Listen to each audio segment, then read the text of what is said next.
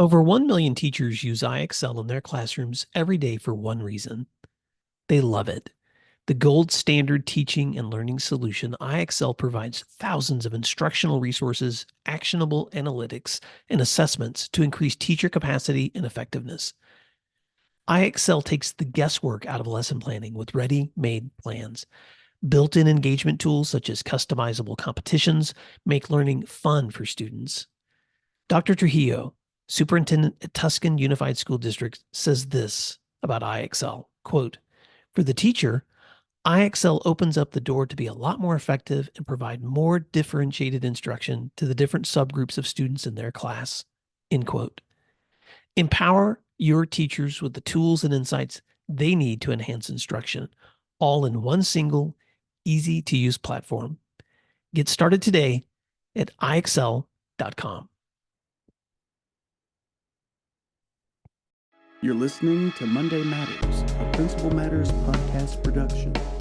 Hi, friends. This is Will Parker back with my co-host, Dr. Jen Schwanke, for a Monday Matters. Jen, this is coming out in January. I'm just going to be full disclosure. You and I recorded this before break because we are committed to not working over break as much as we can. But there are some people who are back to work today, and there will be some people that are coming back to work in a couple of days. I wanted to talk about what are some of the practices we each have for setting goals. And one of those practices that I have includes some reflection questions. So I want to do two things here. I kind of want to hear how you reflect as you're wrapping up a year. And then I want to kind of share some reflection questions with you, maybe put you on the spot for some feedback. I'm ready. Are you ready? I'm ready. Okay. So before I jump into my questions with you, I'm just curious because everybody's different, Jen, and I'm a very you have pushed back very many times in my life and said, "Well, that works for you, but it won't work for me." Right. So I'm just curious, before I show you some reflection questions, what are what times of the year are best for you to just kind of recenter? Right. The times of year when I work with principals, particularly new principals, I try to remind them to really take advantage of slow times. You know, there are slow times in this work, and often principals feel guilty about that. They feel like they should always be running around with a fire hose, putting out fires. But there are quiet times, and those are the times I think that we have to take advantage of to reflect. And we are recording this before the new year, but we recently recorded an episode. It was on Monday Matters. It came out on December 22nd. And you and I were reflecting on the year. And you had created a document of all the people we had interviewed for the last year. And our listeners with astute ears could probably hear me kind of stumble because I was blown away by how many guests we had talked to, how much we had put out there. And then you said something like reflect on who you've been and who you've worked with. And I had to go back to my calendar and then you said, I forgot I wrote a book. So all of that is there, you and I immersed in this work, and we had forgotten some of the most significant things that we had done. All of that is to say, it's critical that we sit down and we reflect. And if you haven't taken notes or you don't have a website like Will does, where we can go through and look at our guests, look back at your calendar, look back at some things that happened, some meetings you had, some notes you took, and really reflect on how you probably moved the needle quite a bit in your school, with your teachers, with instructional leadership, with PD. You've probably made a big difference and you already forget it. So I think that's why it's important to take advantage of those slow times and say, okay, what have we been doing? That's so good, Jen. And reflection doesn't have to happen just any time, a certain time of the year. Now, I do have some built-in times for myself. Usually a holiday break is a good time for me to reflect. And then usually the end of a school year. So there's usually twice a year that I do some really serious looking back, looking forward. I'm also a person that's probably a little bit obsessed with goal setting. Sometimes I think it's probably ridiculous how much I think about goals and mapping things out, but it's also benefited me because I try to take time to really think through certain categories. And so with that in mind, I've in a couple of masterminds that I was leading at the end of the semester, I brought 4 questions to this group. just to reflect on looking back. And the first one was, what were some major milestones for you this past year? So I'm going to actually throw that question out to you, Jen. When you think back, and I know we did a whole series looking back a couple of weeks ago, but when you think back to milestones from this past year, what's something you would just pick? Milestones for me, I'm going to answer this in two ways. This is putting me on the spot, by the way. You told me Yeah. before we recorded you were going to. There's two answers to that. One is going to be my internal professional growth. Mm-hmm. And that would be I continue to refine my ability to pause, wait, and make a more calculated decision. This was not my jam early in my career, and I'm still working on it. I'm still working on it. I want to work quickly. I want to think fast. That's one of my greatest skills is my ability to think fast. However, that's a recipe to make a lot of mistakes. So I'm internally, that's my professional milestones is I'm making progress, but I'm continuing to work on it. And then I also have really enjoyed, I still have my work as a deputy superintendent here in Central Ohio. And I really like that because it keeps me grounded in the latest things going on. But I've been able to translate that to help other districts as well. And some of the things I learned a lot from John Spencer about AI. I've learned a lot from many of our guests, but a lot about, staying grounded in the work, remembering the students, remembering that instruction is at the heart of what we're supposed to be doing. There's a lot of noise out there, but just staying in tune to all of that. That's so wonderful. So I want every question I pose to you, I want anyone listening to consider how you would answer that question. Think Well, about your milestones. Go ahead. and you have to answer it too, Will. Okay. I Okay. thought that was a given. I thought. I'll reciprocate. Okay.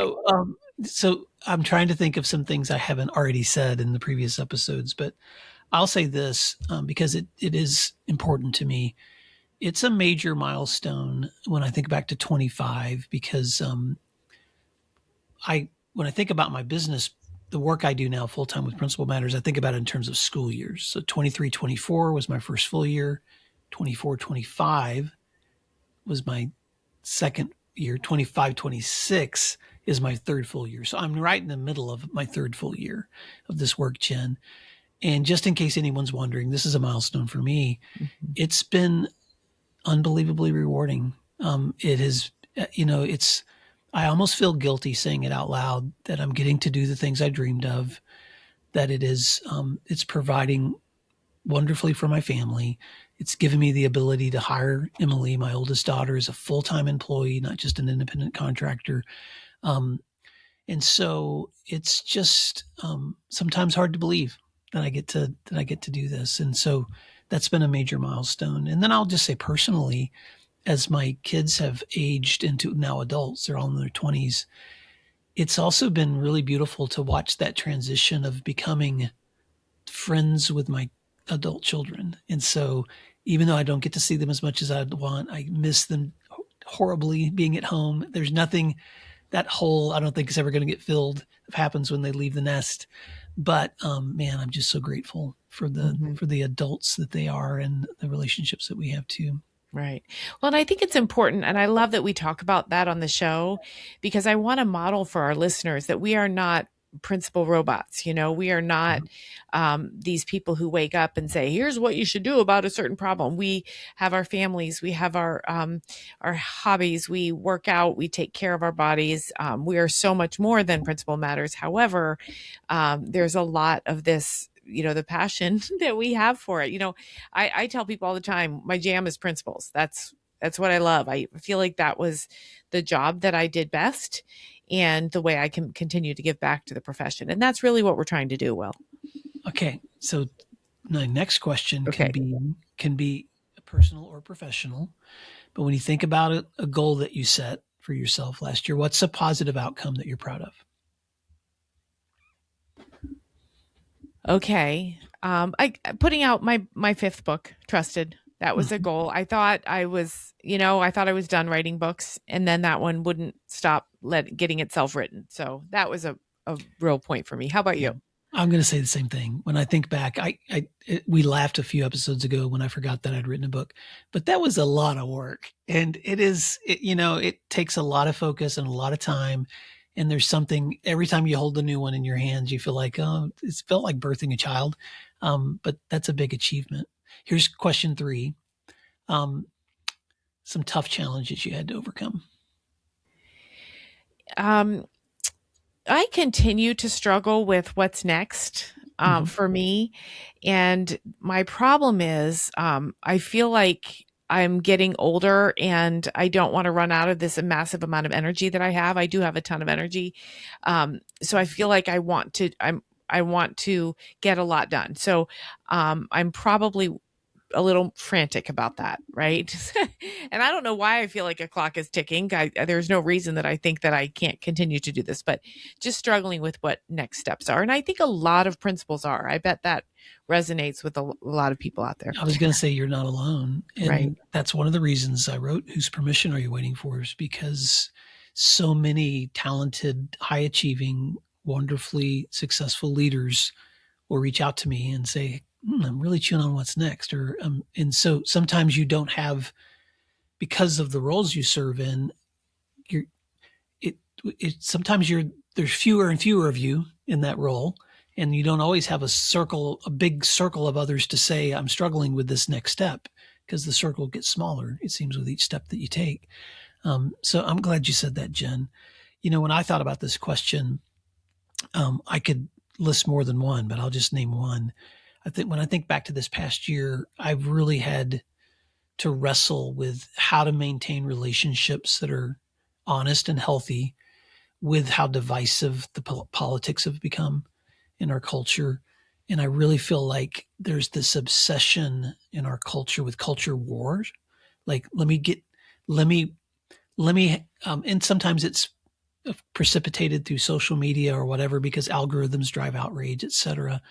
And so, I'm just going to give a shout out to my kids. They have modeled this really well for me. My own adult kids have been really good at being able to just kind of pause hard conversations, either from people with whom they agree or disagree, and just say, hey, let's look at this from more than one perspective. This is probably more nuanced than you realize, or let's remember the person here is different from the thing that they're talking about. And so that's been a challenge for me, Jen, in a different way than I think it was 5 years ago, 10 years ago. And I think it will probably continue to be. When you look back at your milestones, positive outcomes, difficult challenges, what would you say is a major lesson you've learned this past year? The lesson I continue to learn over and over, and I must have a really thick head because I've been working on this for a couple of decades, is that calm begets calm. People come to me. Last month there were some rumors of some ICE agents in my area, and the fear is real. The fear is real, and it's terrifying. And people were scared, and they were so angry. And I found myself feeling hysterical too about all the ways that we were going to need to respond. And my superintendent was the one that said, we have to be the calm. We have to be the calm. And that doesn't just indicate a response to immigration, right? It's everything. People look to us to be the calm. And so that's something that I continually work on. It's continually reinforced to me how critical it is in leadership to be the calm. Even if inside your stomach is roiling about, choose calm.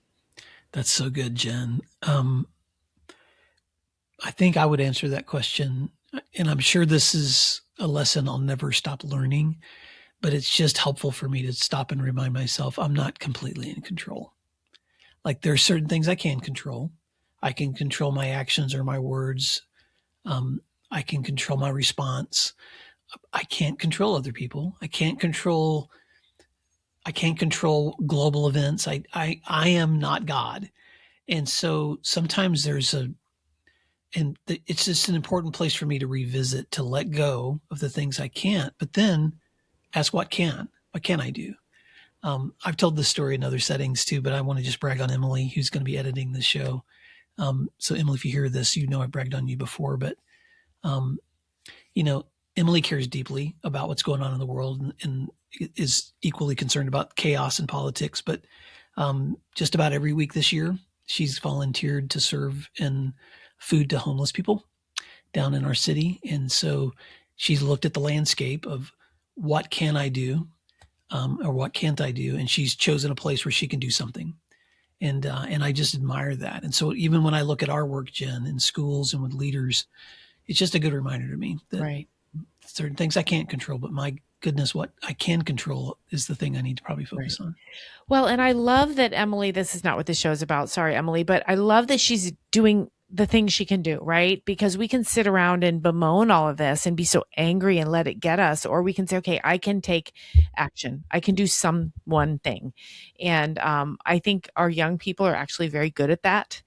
And I think we have to look at them for guidance on this. Well, as we find a place to wrap up here, I want to just say this to leaders.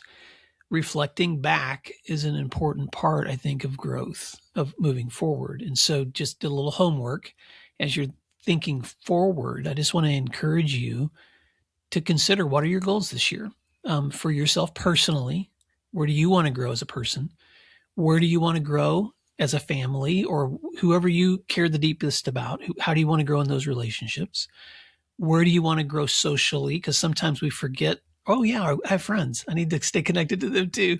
Where do we want to grow in our own wellness physically? Where do we want to grow in terms of our own vocations and professions and careers? It's okay to sit down and think about that growth. I do a little practice every year where I set specific goals in those areas. I write them in the front of my journal, and then I just reflect on them occasionally to make sure that I'm keeping my eye on the target of where I want to grow there, Jen. So I hope that was helpful as a reflection together. Well, you know what I did? I wrote down some things I want to do in the new year. One of them was break my addiction to Starbucks refreshers, and then I crossed it out because I'm going to keep that. They make me happy, so I'm going to keep having my dragon drink. Sorry, people. So my family laughs at me. I'm holding my favorite coffee cup, which is tiny because I drink espresso, and I will usually say, if someone calls me at 2 p.m. in the afternoon, they'll say, "What are you doing?" I'll say, "I'm having my second happiest moment of the day," because this addiction is something that I'm happy to hold on to. That's right. Well, Principal Matters listeners, I hope you set great goals and hold on to the good things that you want to continue to do as you move into 2026. Happy New Year, and thanks, Jen, for checking in, and we'll see you next week. Thank you. Thank you for listening to today's episode of Principal Matters, the School Leaders Podcast. If you enjoyed the show, would you take a moment and like, share, subscribe, or leave us a review? In fact, if you share it out with a friend, even more people can become a part of these conversations. Sign up for our newsletter at williamdparker.com for even more free resources. And don't forget to check out our website to learn more about our books, professional development offerings, Grow Academies, masterminds, executive coaching, and keynote presentations. Wow, let's keep learning together. And thank you for doing what matters. Monday Matters.